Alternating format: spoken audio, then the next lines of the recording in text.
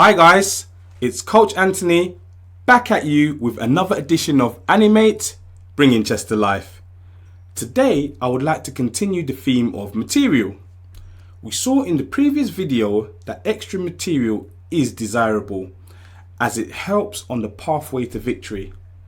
Great, but how do we get extra material?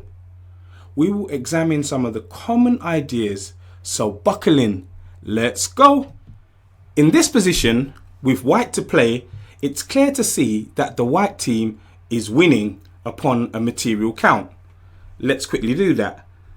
We have 3 power pieces from the white team versus 3 power pieces from the black team. So in terms of power pieces, we're equal.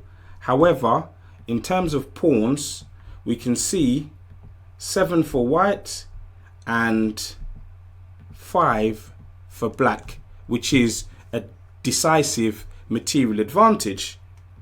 However, it's white's turn to play and white has just played the move h3.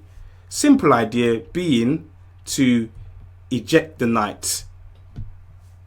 Now, what can happen, especially as a beginning player, is that you can be so wrapped up in your ideas that we do not pay attention.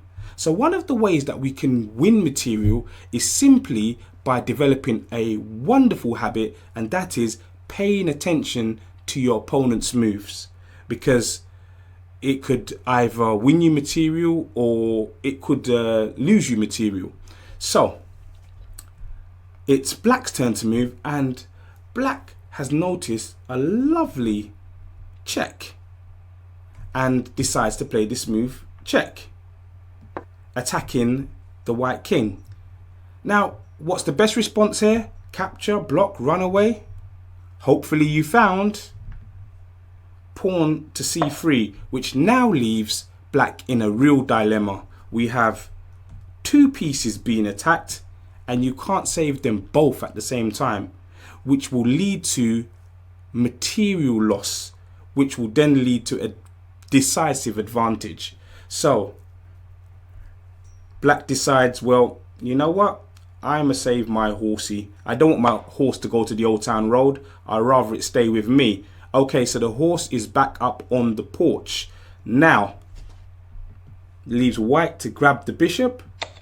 And as you can see, white now has 3 power pieces versus 2. All because of simply paying attention. So one of the easiest ways to win material is when you don't even have to do anything. You just have to pay attention to each move, and if your opponent moves pieces to squares where it's not going to be great for them, well, there's always an opportunity to win material. And once you've won that material, the idea is to try to trade down, that is to swap this bishop maybe for this knight, this rook maybe for this rook, and that would leave us with a bishop and a rook versus just these lone pawns, and that won't be much of a match.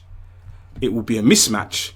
So what could then happen is that we try to get one of those basic winning positions and the game's over. So we can see a plan from having a material advantage to trading to getting a basic winning position and winning the game. So the first lesson of life is observation. So we really need to observe every time our opponent makes a move. This game is not necessarily about what you would like to do all the time, but you do have to pay attention. Remember, you have an opponent who's trying to take you down.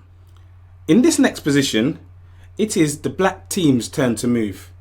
And the idea is always to try and gain material where you can. So the black team decides that there is a target, and that target is this horsey. So the idea is quite simple. We'll move the queen and try to attack the horsey, and if our opponent doesn't pay any attention, then we're going to win it quite simply. So let's have a look. And luckily the white team is paying attention, and they realize, oh, wow, my knight is being attacked here. I gotta do something about it or else. So the idea of threat is very important. So after some careful consideration, the move knight to d6 is found, which is a counter attack, which means the knight was being attacked on the square b6. However, now we've turned the tables and decided to attack the queen. And now the black team has a pause, has a little think, and then realizes, hey, your king is in serious danger because it basically has nowhere to go.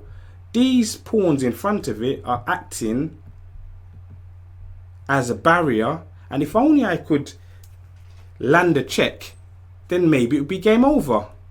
So with no hesitation, plays the move queen to e1 and announces checkmate.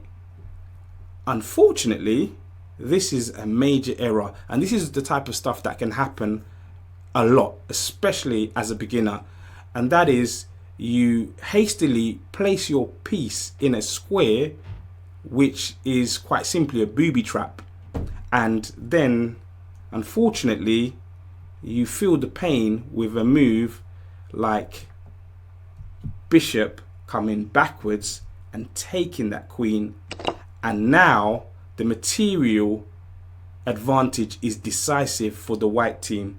Quite simply, we would like to trade either our bishop or our knight for the remaining black knights, and most importantly, don't forget about the little guys. Yes, those little guys are quite simply going to march up the board and receive their royal promotion, and that will be a basic winning endgame position. Once you know the technique, it should be easy peasy, and that's a wrap. In summary, one of the ways to win material is to develop good habits. Pay attention to your opponent's move and ask yourself the following question: is it a mistake? A blunder? Is it a threat to my pieces and pawns? To help prevent the loss of material, a good habit is to imagine your move in your head. Do your risk assessment. Is the square safe? The chessboard is a minefield of 64 squares brimming full of traps and tricks. Please like and subscribe to be notified of the upcoming videos as we begin to explore the exciting possibilities of the chessboard.